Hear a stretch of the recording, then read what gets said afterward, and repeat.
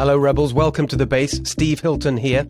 I'm still here, despite the efforts of big tech to censor us in our last episode. We're going to get into that very much in this episode today. Kristen Garcia-Dumont, are you still there despite big tech's efforts?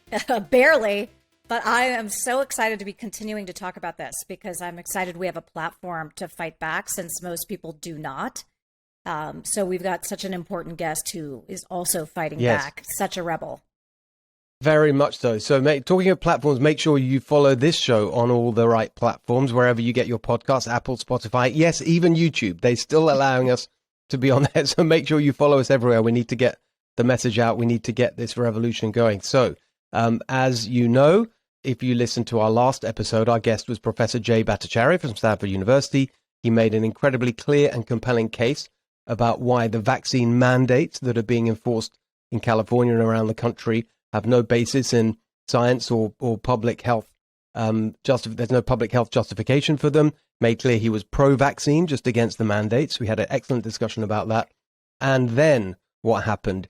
YouTube decided that it contradicted their medical misinformation policy, took it down.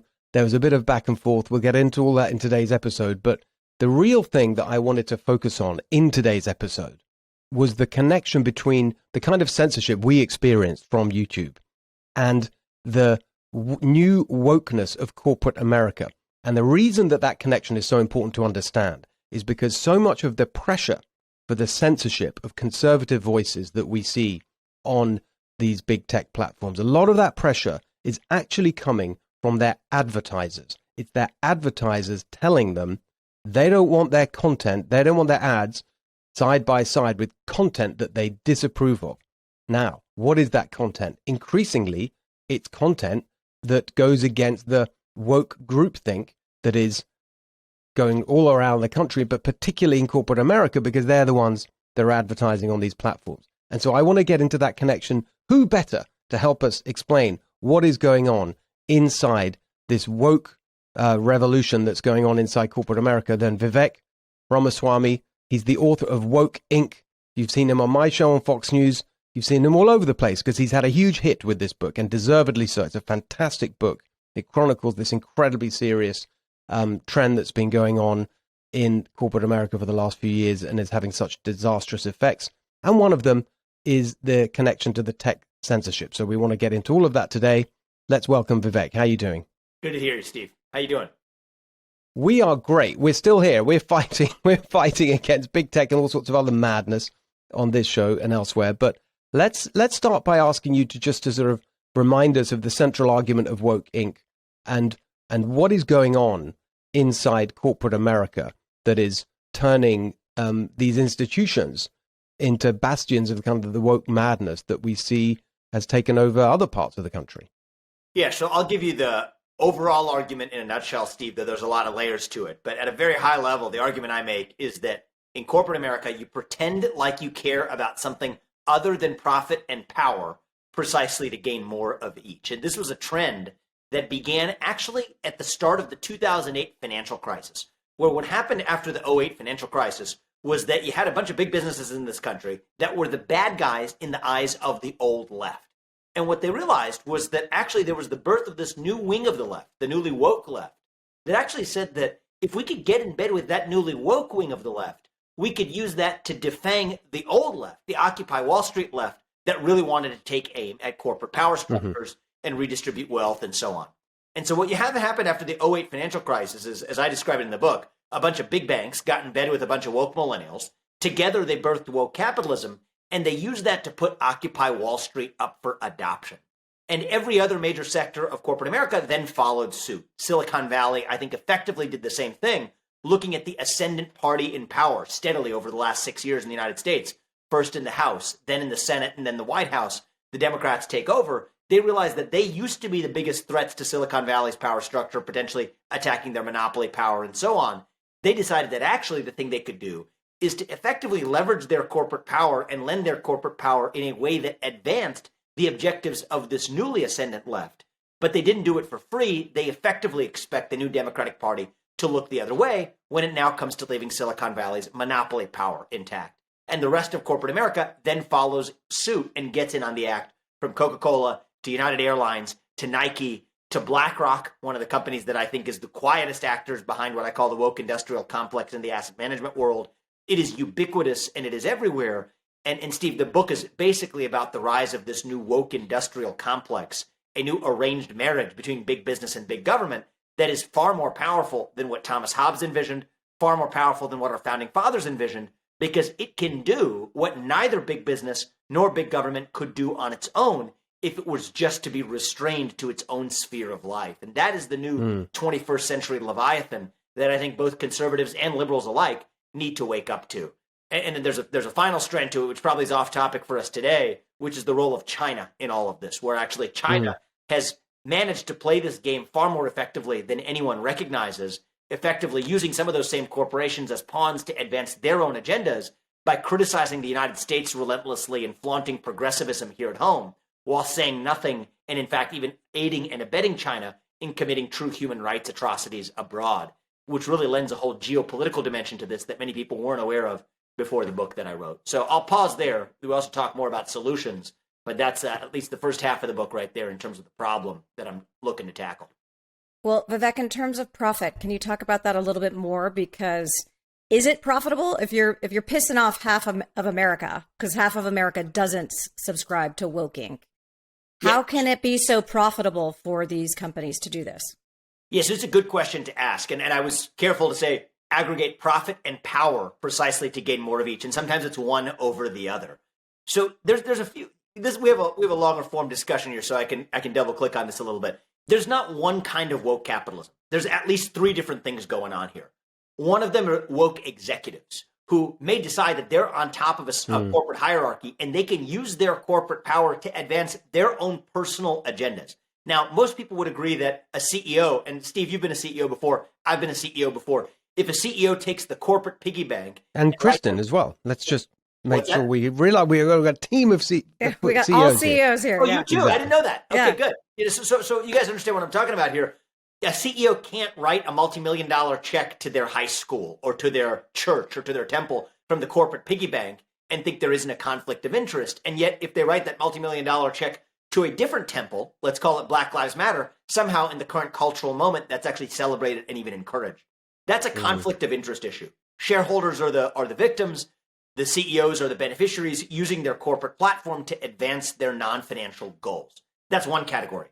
That's different than category two, which we're actually seeing a lot more of today, which is the phenomenon of the woke investor. The investor who tells the CEO, no, you actually work for us and we are demanding that you actually engage in certain social activism. And if you don't, we're actually going to disinvest or divest from your company. That's what BlackRock purports to do. Side note, that's actually a case of the woke executive too, because the CEO of BlackRock, it's not really his money that they're investing. They're the money of their clients, but they claim to be the investor. Sovereign wealth funds and pension funds sometimes fit this category too, pressuring companies to take social stands, not because the CEO is betraying the shareholders, but because the shareholder allegedly is actually demanding it. And both of those are different from the third phenomenon, which is a different one. It's a bottom-up phenomenon of the woke consumer, a generation of millennials and Gen Z consumers who are demanding that the companies that they buy their products from align with the values that they supposedly hold near their heart. There's different issues and different problems with each. I think it's important that we not talk about woke capitalism as one thing. It's at least all three of those things. It's also, I'll want to separate it on a different axis too, to your question, which is those who are doing it authentically and those who are doing it inauthentically. So I think there are a number of companies that are engaging in the scammy kind of woke capitalism. We see that a lot amongst big banks on Wall Street, where they're effectively using the veneer of progressivism to change the topic of conversation away from the subject they'd rather not be discussing. This is what Goldman Sachs or NASDAQ is doing when they say that there has to be a certain minimum level of board diversity. Guess what? Every one of the companies on the S&P 500, every 500 of them have a woman or minority or both on their board of directors, just in time for Goldman to then make its declaration that it won't take a company public unless it fits that standard of board diversity. That's the scammy kind of woke capitalism. It's inauthentic. That's the kind where they're using it, if not to make another buck, to be able to stave off regulation that allows them to make more bucks in the meantime. I think that's about 60-75% of what's going on today. There's a minority of what's going on, which is actually the opposite of that. It is the authentic kind of stakeholder capitalism, which is to say that actually the people who are pushing it actually are using their market power, their power in the marketplace of products to authentically flex their muscle in the marketplace of ideas by pushing their own ideological agendas, by using their own economic muscle to do it. So that's kind of a lay of the land. We can talk about any one of those directions more, but I think it's important that we understand that woke capitalism isn't one thing. It's actually several different avatars of the same thing all wrapped up in one. And what is you see, I want to get to the interplay with the tech and the censorship and start to sort of dig into that a bit, because and Kristen, you're waiting because you've seen this as well, right? I feel like there's been a kind of, we've been sort of moving in this direction for a while. And actually the starting point for some of this was perfectly reasonable. So I remember a few years ago, I think it was the Times of London did a very effective investigation into the kind of places that your ads could be seen, because the way that the corporate America and advertisers generally, the way that they typically, the efficiency of the advertising marketplace on places like YouTube is that you don't choose the individual places where your ad will be seen. You buy a certain number of whatever they call impressions or views, or whatever you want to call it, and then YouTube algorithmically places your ad all over the place. And the Times of London did this investigation, which was really a really kind of useful thing to do, where they found that lots of out of corporate advertisers, their ads were being placed next to content that was really disgusting. I think I don't think literally child porn, but there was certainly, I think, terrorist content or really offensive that anyone would agree shouldn't even be on these platforms, and yet their ads were being placed next to them. So I think that prompted these companies to say, well, hang on a second, instead of just giving our money to YouTube and then it's this black box and we don't even know what happens, they started to get more engaged. I think this is what happened in terms of where the ads went.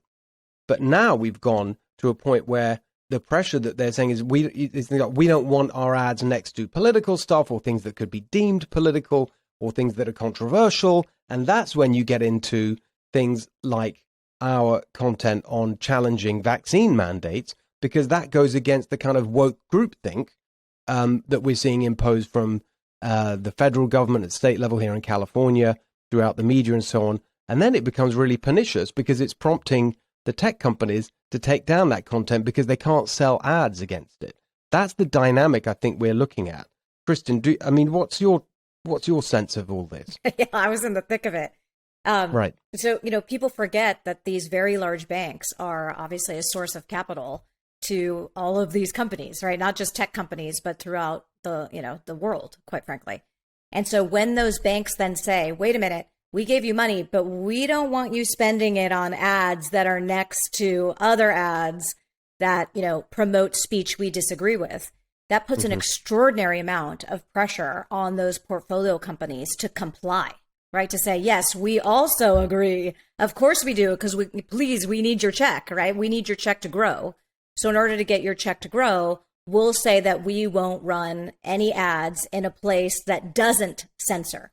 So it has this gravitational effect where people get sucked into the vortex of woke ink when we don't want to be in woke ink, right? A lot of us in tech want nothing to do with politics. We don't want anything to do with woke or non-woke. We don't care. Just buy the product, play the game, have a nice life, get along. We don't want to be involved. But you have to get involved because, your survival as a company depends on it. So, yeah, we were definitely in the thick of it. It is very Wasn't there some JP Morgan story? Yes, yeah. Is that right? What was that about? And everybody can go look. I'm blanking on what her name is, but I think she's the CMO of JP Morgan. Chief Marketing Officer. That's right. And she started getting very adamant about this issue, that people needed to make sure that they were not advertising anywhere where Trump advertised, right? It started with Trump, and then it moved into all of these other different political arenas. And so then you started to see other companies saying, oh, yes, we agree with you. Now, deep down, it's because they're getting checks from JP Morgan. But it was this showing off of okay, yeah, we totally agree.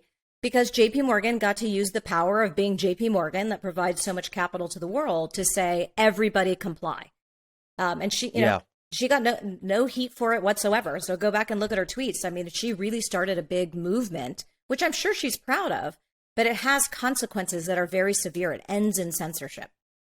And then Vivek, let's go to the people. I love the way you broke down the kind of the way this kind of culture has taken over, and that some of it was your first category was the individual people, right? The people in these executive positions. What's going on there? Do you think that it's? I mean, for example, is it is it the hiring of this new generation, this totally new role that's been created, and you see it everywhere, what they call it, DEI, diversity, equity, and inclusion, or whatever. Yeah. And then there's a whole new category of executive has come into the senior management of these companies, and their explicit role is to push the woke agenda. Is it that mainly, or is it the people who are and the kind of people you appoint to those positions, you're going to get them from, I don't know, some academic university kind of department where the woke ideology has been permeating for years? Or is it that or maybe it's, and the chief marketing officer, to Kristen's example, there is someone who, they've always been on the left culturally and politically, and now they can be, open about it in a way that they weren't before. Or are they going along with it? What's the dynamic with these individuals in these senior positions, do you think? Yeah, I think it's more of an and than an or, Steve. This is not a single silver bullet explanation, but it's a confluence of a lot of factors that have conspired over the last decade to result in the place we are today. On one hand, you have the rise of a new managerial class in our country that ultimately benefits from being accountable to more people. There's a general rule of thumb in the business world. They don't teach in business school, but the more people you are accountable to, the less accountable you are to any one of them. And by becoming accountable to everyone, you actually become accountable to no one. That's one of the tricks at the heart of stakeholder capitalism, is people who may be performing poorly or in a mediocre way in their job ultimately get to create a new smokescreen of accountability through a new form of moral authority. So I think part of it is just this professionalized rise of the managerial class. I think part of it is a generational change in the workforce. You have a generation of millennials and then Gen Z graduates who are entering the workforce who have been indoctrinated in universities to think that actually the corporate purpose is something other than delivering products and services to people who want them for the pursuit of profit through a capitalist economy, but rather in the same way that the purpose of the university has been co-opted from being about education to being about advancing a particular progressive agenda. Why would they think that the next institution that they land at should be any different? That institution too should be a vehicle for advancing that progressive agenda. So a generational change is then creating a workforce current that then even gets to push the managerial class further in a direction that insulates the managerial class from accountability. The people who are working for them now demand it, especially increasingly younger people. So those are a couple different forces at play. But I also think that there's a different force at play here where a lot of the people who are at the top of those food chains in the business world, Steve, this is going to be a little bit of armchair psychology for me, but I've met enough of these people to feel confident about it, want to exercise political power, but don't want the process of democratic accountability to backstop it. You bring up JP Morgan, and I'm not very shy about naming names. I was at a Founders Forum luncheon with Jamie Dimon a couple of years ago, where they bring founders is that together. the thing in England, the Brent Hoberman? Oh yeah. So this is not that one. Or a this different is one. JP Morgan's knockoff version of it. So the UK one's actually is actually pretty cool. I met a lot of cool people through that. This one is just JP Morgan has a I may be getting the lingo wrong. Founders Forum or something like it, where they brought together an elite group of founders. I think they didn't do it Fantastic last year. Fun Founders Forum, whatever. I'm not going to, well, I suppose we could use it because we're not on broadcast TV, but there's another F word we're not going to use. It could fit very nicely in there. Yeah, whatever it is they do, futzing around, we could say. Exactly. So there's the JP Morgan's edition of this, and we're in a room with Jamie Dimon. He's spouting off on one topic after another, really enjoying himself, as best I can tell, enjoying all the attention too. And then somebody raises their hand and say, "Well, Jamie, Sir Jamie," they didn't really say Sir Jamie, but they might as well have. "Do you think that you would want to be president one day?" To which Jamie Dimon doesn't miss a beat. And the first thing that comes out of his mouth is, "Of course I'd want to be president. I just wouldn't want to go through the process of running for president." And everybody in the room bursts out laughing, not because it was so obviously false, it's so because revealing. it was so obviously true. And I think that's a big part of what's going on with Larry Fink and Jamie Dimon and the likes of these guys who wouldn't have the level of public trust to be able with the general public to actually be able to exercise political power. But hey, why bother when you can use your market power as a substitute? So that's one of the other factors. So you got the managerial class, you got younger employees, You've got the quasi-psychological aspirations of the executives who want to exercise political power but don't want to go through the political process to do it. And then, Steve, though, I think the most important problem is actually fundamentally cultural, actually, because we live in a moment where, yes, young people, millennials, Gen Z, fit this description, but I think it's true for a lot of Americans right now. We are hungry for a cause and hungry for purpose and hungry for meaning and identity. And we're just kind of lost as a function of that hunger that's unfulfilled and the kinds of things that used to fill that hunger. Going to church on a Sunday, being patriotic about your country, waving the American flag on July 4th, whatever it is that used to fill that hunger. Hard work, for that matter, another thing that's disappeared. As those values have sort of receded in public life, you kind of have a vacuum left in its wake. And for all I know, the chief marketing officer, JP Morgan, she may be lost. I don't know her personally, but you have a lot of people like her who are lost in their personal lives, who are hungry for a sense of purpose and meaning, may not be particularly good at their job, might get a nice paycheck, but still have a deeper moral hunger that's left unfulfilled. And this is a way of moral sanctimony, of exercising a form of moral sanctimony that fills that moral hunger with the equivalent of fast food, when in fact, as a people, the thing we're hungering for is more substantial fare. And that has to be the end solution to all of this, is the creation of a new national identity, a new shared identity that dilutes this sort of woke virtue signaling to irrelevance. But in the meantime, it's a complicated morass of factors that results in seeing the kind of behavior. Absolutely. That is a very that complicated morass is exactly right. The other thing I was thinking as you're talking there that's missing, particularly when you, and it's an interesting point to go back to, I think that's exactly right. Just certainly my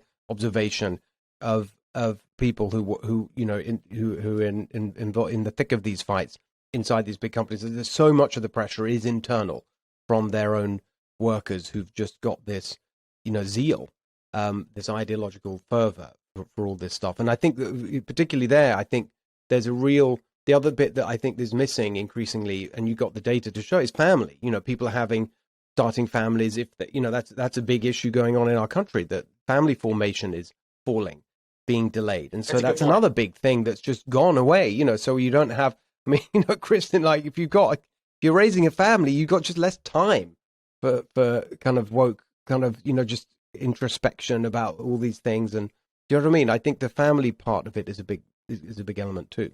Yeah, I like that one. I actually talk a lot about faith and patriotism and hard work, but I think you're dead on, Steve. I'm gonna think about how that weaves in. It's got to be part of the story where you have a generation that as well is actually a lot more delayed in family formation, and it just feeds that, again, hunger for purpose and grounding and meaning and identity that you locate to this new secular religion. Worst of all, without even recognizing that it's a religion. I think that's the most dangerous form of religion of all, is the kind of religion that you don't recognize as actually a religion when you're practicing it. Yeah. So that's a big part of it. Can you hear me pretty well? Can you hear me pretty well, by the way, guys? Yeah, it's fine. Good. So I wanted to emphasize your point there about the sense of purpose, because of course all humans need that. And not to nerd out on Maslow's hierarchy of needs, but there's a reason why sort of everybody, or should either knows about it or should know about it. And when you don't have people fighting for food or shelter because the government is coming in and giving you everything, right? Don't you worry. There's no gravel on your path. You don't need to have grit. You don't need to have anything. We're going to come in, right? And we're going to give you a living wage. We're going to make sure that you have subsidized housing. People are now grappling for what's my sense of purpose, and they don't need to fight for food. They don't need to fight for shelter. So what are they fighting for, right? They got to fight for some sort of purpose. And this is sort of an easy one. This is mean, but I used to joke that, and of course everyone makes fun of millennials, but I used to joke that millennials love to work at nonprofits because there was actually no score. You were never good or bad, right? You could never say you failed or not because your intentions were great. They were lofty, right? You wanted to change the world. And now we have that on steroids. If I run around and I post a black square on my Instagram, but literally do nothing else, right? I just roll around in my privilege all day, but I put up the black square, I get a sense of purpose. I get my little purpose badge for the day. I'm so awesome. I'm trying to fight racism. Exactly. And they literally need to accomplish nothing in terms of fighting racism. Yeah. They just actually needed to announce that they want to fight racism. That I think your point there, Vivek, is so powerful because that's why it's gone viral. Right? I think you're spot on too. I think that first of all, you're right. Wokeness is the ultimate privilege because there's a reason why wokeness isn't popular in poorer countries. They have bigger things to worry about. That's not to say that we want to become a poorer country, but it's worth tracing the psychological root cause to recognize that we're just fulfilling a psychological need that we all have as human beings for a purpose. And when God or family or country or whatever doesn't feel that, that doesn't mean we lose that impulse. It just means we relocate that impulse to something else. Enter the church of wokeism, enter the church of scientism, bending a knee to a different form of authority. That's a hunger that we as human beings have. And you're going to bend the knee if it's not going to be to a true God or a true country, it might as well be to a false one instead. And so I think that's a big part of what we're seeing. It's also one step worse than that, though, with respect to just the fact that you post a black square on Instagram and you've done nothing for the black community. I think it's worse than that. I think we're actually doing a disservice to the relationships between human beings that form the common humanity that defines our co-equal relationship with one another as citizens by essentializing one another according to that new philosophy. And I think that's one of the problems with virtue signaling, is that at a certain point, once you've earned that reputation for goodness, and Steve, I think this applies to a lot of those companies in their advertising decisions too. Once you have earned a reputation for goodness, the appearance of virtue becomes more important than actually being virtuous. And that's the trap that you also ultimately enter into in this sort of postmodern dilemma that we're in. And I think the companies are part of it. It goes for individuals too. And actually, I was going to, that exact phrase came to my mind. It's worse than that. In another way too, to Kristen's point about putting on the black square and Black Lives Matter, whatever. It's actually the virtue signaling and the kind of superficial kind of association with the cause is more important than the substance. For example, I've had actual conversations where in relation to what happened last year with George Floyd and everything, I said, yeah, there are issues that we absolutely need to address, really deep examples of racial injustice and unequal opportunity. Let's look at one of them, for example, in the public school system, where the public school system is just if there's one thing that really is systemic racism in this country, it's the public school system. And who's been in charge? Where is it worst? It's in places run by Democrats. That's why we need school choice. We need to end the public school monopoly, et cetera, et cetera. And you take it in this kind of policy direction and you look at the evidence, which shows that black kids, Latino kids, they benefit more than anyone else from school choice and so on. And you have that conversation. They are not interested. They're just not interested in the substance of what will actually help advance the cause. You're 100% right about that. It's the signal. And actually, they will continue to support the politicians who do the virtue signaling, but support policies that make the substance worse. It is so kind of unbelievable to me. And I know I'm interested in what that's all about. And maybe that is because of this sort of everything is so dominated by creating a particular kind of image of yourself on Instagram or whatever it is. Maybe that's what's driving it. Totally. I mean, I think social media does feed this culture of creating an impression that becomes its own reality as a substitute for lived reality. That's a whole separate discussion that we ought to have about actually the artificial nature of human interaction that we've created as a substitute for actual human interaction, which is, I think, a parallel phenomenon to the appearance of virtue substituting for the actual living of virtue, which is far more difficult in your real life in the actual world. But Steve, I just want to say one thing about the schools, because this is something that actually a lot of people kind of have heard, but they don't really understand how bad it actually is. I recently learned in the city of Baltimore, okay? I was asked to guess the percentage of kids who were testing proficient at any given time in the city schools of Baltimore. I guessed that the number was less than 20%. The person who actually had the facts showed me that the number was 14. Well, I mistook that for 14%. No, he meant 14 kids out of a class of over 3,000. That to me, when I look at that, you couldn't get the grand wizard of the KKK to design a system that better held black kids back. But instead of teaching black and brown and white kids math, they're now calling math racist instead as a smokescreen to deflect accountability for their own failures. And I think that's not a liberal or a conservative issue in fighting this woke smoke problem. It's actually preventing us from seeing the underlying problems in a clear-eyed way that we could then have healthy debates about how we actually address them. But in that case, it's a different kind of managerial class, not the corporate managerial class, but the teachers union managerial class that ultimately is the beneficiary of that deflection of accountability. And actually, just to underline that, the Baltimore point is I remember doing that on my show. I have the actual details now, but as well as the just catastrophic performance of the actual education system. As well as that, they've got an office there of equity or whatever, diversity, and they have, I don't know, I can't remember what there's I don't know, it's 9 executives in the education department there in the school system, all on 6-figure salaries. I believe the head of equity at Baltimore, in the Baltimore school system, is like one of the highest paid education officials in the country. It's just it's obscene, actually, that they're all sitting there, putting out this kind of woke nonsense, with destroying the lives of some of the least advantaged kids in the country, paying themselves 6-figure salaries for churning out this kind of total bullshit propaganda. It's so offensive, actually. Anyway, and this is why they want censorship, right? I mean, think about that. Yes, we'll get back on topic. Good point. Yeah, I mean, it actually it emboldens the system. It hardens this singular message of schools are perfect. Don't you worry. We don't need any gifted and talented programs because that's racist. I've declared it racist. So now it is off limits to speak about. And the censorship reinforces whoever has the microphone. Just they're now the Ministry of Truth, to invoke a very famous novel. They're now the Ministry of Truth, and people don't hear facts like about Baltimore. They don't know it to be untrue.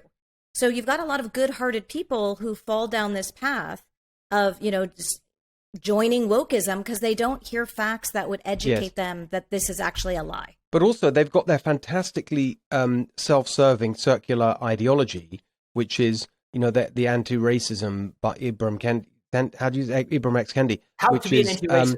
How to be an anti-racist. And the kind of central argument there is that any real-world gap of outcome on education, or whether it's poverty or any kind of difference between the races, is always and only the product of racism. That is absolutely the evidence. And that's his whole argument. So it justifies it. So they can sit there in their equity office and pointing to these appalling outcomes and saying, well, that's racism. Yeah, exactly. He's given them that definition, but he also gives them a policy prescription. So in his book, this is an exact quote, near exact quote, if not exact quote. The only remedy to past discrimination is present discrimination. Yeah. The remedy to present discrimination is future discrimination. That's sort of a quote from his book. And here's the jujitsu move that the high priests of this new religion, the Ibram Kendis, the Ayanna Presleys make. Ayanna Presley famously said, "We don't need any more black or brown faces that don't want to be a black or brown voice." Mm-hmm.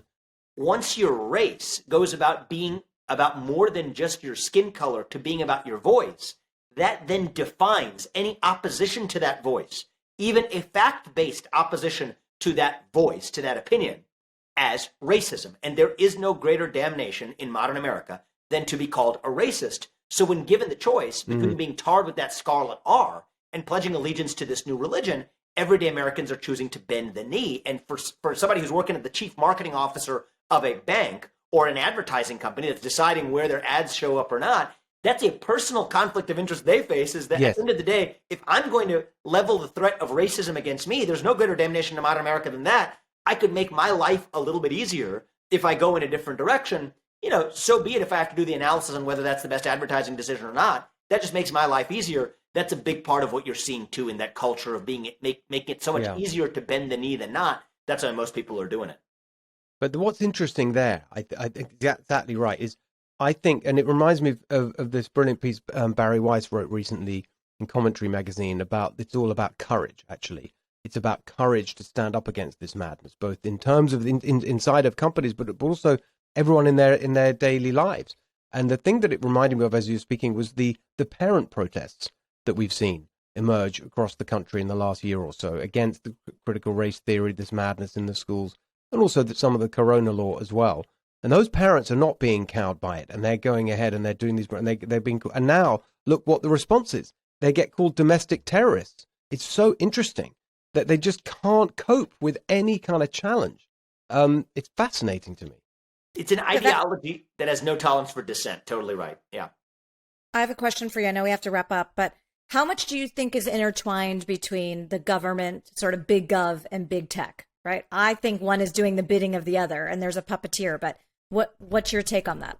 So I've been preaching from foothills on this for a long time. When I first started writing about this, almost a year ago, people said this was a conspiracy theory. I think the facts have now borne this out. There's no doubt in my mind that big tech is working with the party in power to do through the back door what government cannot do directly through the front door. Government is using threats. They're saying, we're going to come after you. We're going to regulate you. We're going to break you up. We're going to make it punitive. We're going to make it swift. Those are almost exact quotes, by the way, from congressional hearings or Senate hearings over the last year, where they threaten companies to take down hate speech or misinformation as the party in power defines it. Then those companies go out and do the same thing. That's not the action of a private company. That's the action of a private company responding to a government threat. Better yet, they're now working hand in glove with the government to remove misinformation relating to the coronavirus pandemic. And government is actually now bragging about it in the open, whether it's Vivek Murthy, the Surgeon General, or Jen Psaki in her pressers. This is something that government is actually openly acknowledging. And then you combine that with actually a special form of governmental immunity in the form of Section 230C2 of the Communications Decency Act, which says that actually these companies are immunized from any liability under state laws against political discrimination, to be able to say that actually, if you take down content that's otherwise constitutionally protected, you still can't be sued in state court for it. Well, there's actually good Supreme Court precedent on this. I could go on and legally geek out if you wanted to, but there's one case called Brentwood, which is pretty clear, lays out any one of the following three standards is a basis for finding state action in the context of a private company's action. If the private company is responding to a government threat, if the private company is immunized by the government to do what the government can't do, or if the private company is engaged in coordination, I think it's willful joint participation in a common activity, any one of those three would be the basis for finding state action in the guise of a private company. In the case of big tech, we have all three. You have coordination, you have threats, you have immunity. And what I say is that if it is state action in disguise, then the Constitution still applies. When these companies work hand in glove with the government and are immunized by the government to do the government's dirty work, then they ought to be bound by the First Amendment to the Constitution of the United States. That's actually where we need to focus more than big tech breakups or antitrust law. We need to focus on the nexus of state action. So I've been singing that song for a year, and I think that the conservative movement is slowly starting to wake up to it. Do you think the Trump lawsuit then has any chance of having an impact here? You know, I'm a little bit of a contrarian in this. So I wrote a couple times in the Wall Street Journal about this. I think that if he makes his arguments in the right way, and that's a big if when it comes to the team that's arguing that, I think it's a big if. I think they have a chance. I mean, look, I wrote an op-ed in the Wall Street Journal, which I understand some of their team wasn't super pleased with. I think that there were some deficiencies in the way they laid out that suit. But the heart of the claim that this is state action in disguise, I think is actually well supported by good Supreme Court precedents. There's actually a case called Bantam Books, which is a pretty interesting one, where a prosecutor tries to engage in threats to a bookstore owner to be able to say that he doesn't want him to sell a particular book. Well, for somebody who wanted to buy the book, when they sue the bookstore, they actually find that the Supreme Court held that actually it was state action when a bookstore is responding to the threat of censoring something that the government wanted to censor but used a threat against the bookstore to censor instead. That's just a sham. It's state action in disguise. There's another case where actually the government provided immunity to a railroad company to be able to do random drug tests on its employees that the government couldn't do directly under the Fourth Amendment. Again, the Supreme Court said if you immunize that railroad company from liability for doing what the government can't do but to accomplish a government objective, that's still state action. I'm just giving you two examples. There's a whole body of case law on this. I've written about it a couple times in the Wall Street Journal and elsewhere. I think he actually has a shot. The question is, does he have the discipline to argue it in the right way without getting lost in a lot of sidetracks? You know, history would suggest that. Yeah, I think the word discipline is not the first one that comes to mind. Just before you go, Vivek, there's another really fascinating legal remedy that you've put out there that I'd love you to talk about briefly, which is the comparison of wokeism to a religion and what that might enable in terms of a legal approach. But I think it was for employees of a company. Just talk about that for a second. So there's two more sort of legal hooks I'll throw out there, Steve. I'll go really quickly. So the thing I think we should do, which isn't the legal remedy that I've written about, is we should add political belief as a civil right up there next to race, religion, national origin, and sex in the civil rights statutes, to say if you can't discriminate against somebody for being black or Muslim or gay or white or Christian, you should not be able to discriminate against them just for being an outspoken conservative or liberal.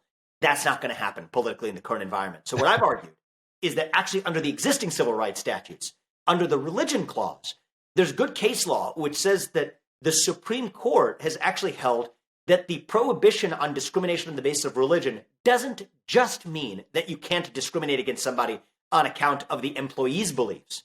But it also means that you, as the employer, cannot force an employee to bend the knee to your religion or to your cross or to your Quran, or, as I argue, to your temple of wokeism. So the only question is whether wokeism meets the Supreme Court's test for a religion, and I believe it does in spades. The Supreme Court has held that secular humanism counts as a religion for the purposes of the civil rights statutes. It's held that creativity, a religion that professes white supremacy as its core tenet, counts as a religion.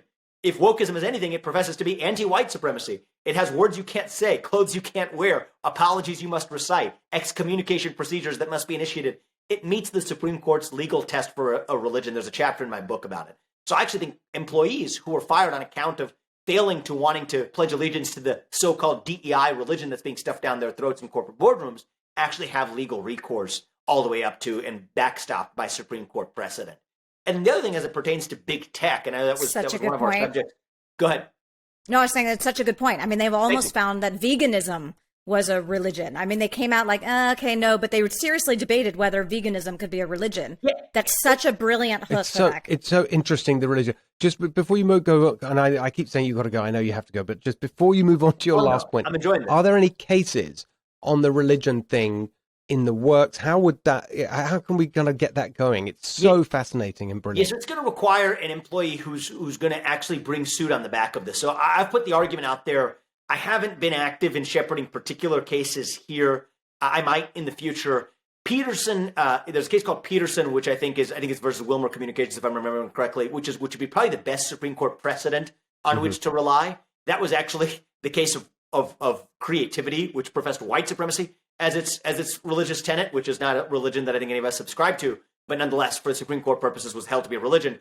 Ironically, that actually provides the backstop for the woke supremacy that I think is the new religion of the day. So I'm looking forward to seeing more cases brought on the back of this, Steve. The only other thing I was going to add on the big tech front, though, is there's actually a much simpler legal theory than anything I've laid out. The state action, the religion argument. I think there's actually a pretty good case for consumer fraud, actually, in the case of the behavior of many of these companies. The definition of consumer fraud is telling your users you're doing one thing and, in fact, doing another. Facebook creates a $130 million oversight board only to lie to that board.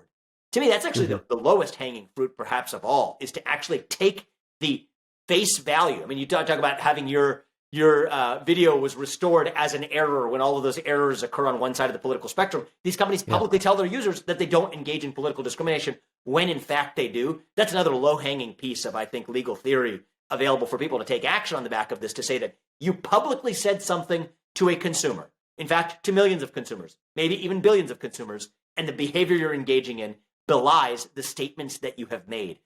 You've seen cases brought from wire fraud to consumer fraud on a lot thinner basis than the I would say the giant chasm of the delta of reality between the actual behavior of a lot of these big tech companies and what they say they're actually doing. And no one's really, I think, Steve, pursued that legal theory yet, too. So, I'm chock full of, I think, ideas of where I think people will press these cases. The key is going to be people who are willing, and especially who have standing to do it, who have actually standing. I was going to ask about that. Exactly. So I can't bring this. I haven't been censored by a big tech company yet, because make sure most of the things I say online are backed up to a academics level of rigor or whatever, being aware of the world we live in.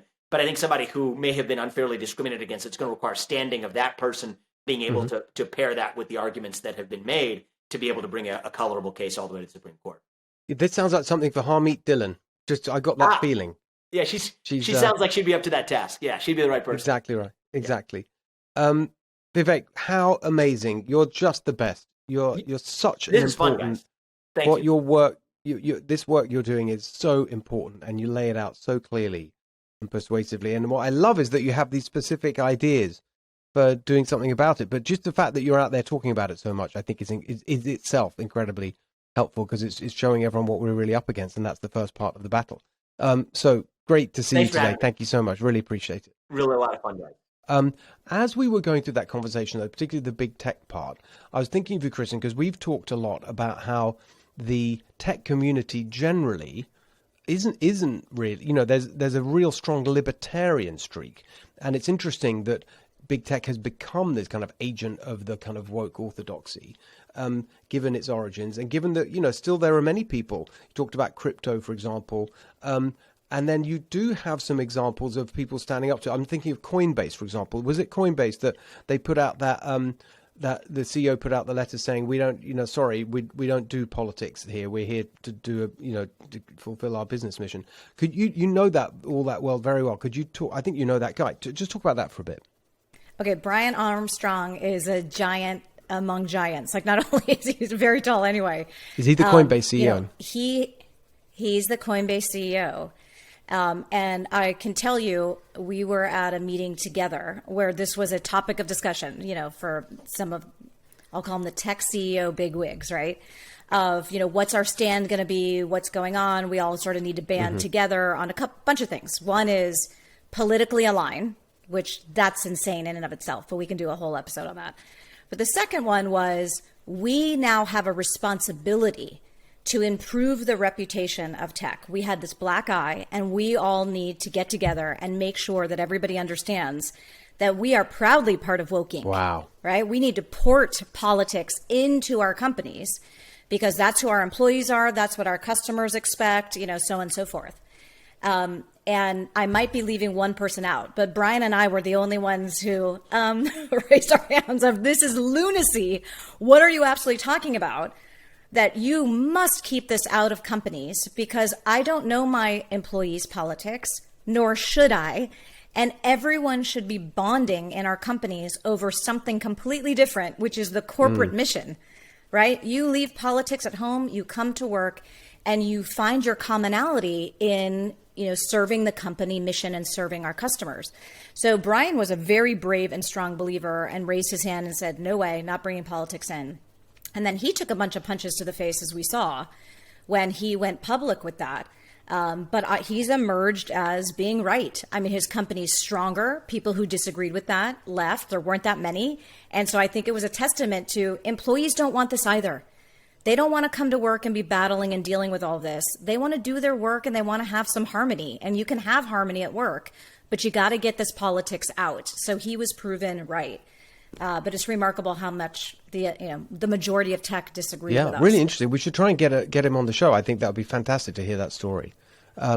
More broadly, last point, the whole, can you just talk to the libertarian thing? This kind of feeling that people in tech had this kind of libertarian mindset, this kind of anti-regulation and control and empowering people through technology and information. And big tech seems to really moved away from that, as we were discussing with Vivek. But there's, is there hope in the emerging companies of the future at all? Yes. New tech. So I always say new tech for the win. Yes. So this is actually something that has made me sad, but I find a lot of hope in this. So for those of us who have been in tech for a long time, I remember when it was Internet 1.0. The whole point of the internet was things like anonymity, freedom, free speech. I mean, and that's where this libertarian streak started. And people who go into tech are, contrarian. You can't have great ideas and novel ideas and breakthrough technologies if everybody's repeating each other and you're in this big echo chamber of groupthink. So what we see now is so antithetical to what technology stands for, which is we're going to change the world through technology. We're going to challenge heterodox. That's the whole point. And that's who you want in tech. So I have hope because it's so against all of the momentum for change and for breakthrough technologies to keep this current mindset. So the pendulum will swing the other way and we will get back to a normal sort of sense of the world, which is what's not working, how do you change it, and how do you fix it in a way that benefits the most users? So new tech will emerge. And I know people, when I say new tech, they think of things like Rumble. That's not necessarily new tech. It's, I appreciate the values that they're standing for. But new tech is going to provide a way for people to say what they need to say, to believe what they want to believe, and protect them and protect their identity. There'll be things like that that emerge that are really important. And so I do think tech got us into this problem, but I think new tech's going to get us out. Very good. Look at that. Some optimism. I think that's a really, really rich theme for us to mine on this show, particularly given our California focus, but how these issues matter to everyone everywhere. So we got some ideas for future episodes, so that's useful. Kristen, great conversation. Vivek was great. That was so important and interesting today. I hope you all enjoyed it. If you did, make sure you tell your friends and family and everyone you can think of who'd find that interesting. It's such an important conversation for everyone. Please make sure you follow us at Apple, Spotify, YouTube, still, wherever you get your podcasts. And we'll see you back here soon on the next episode of California Rebel Base.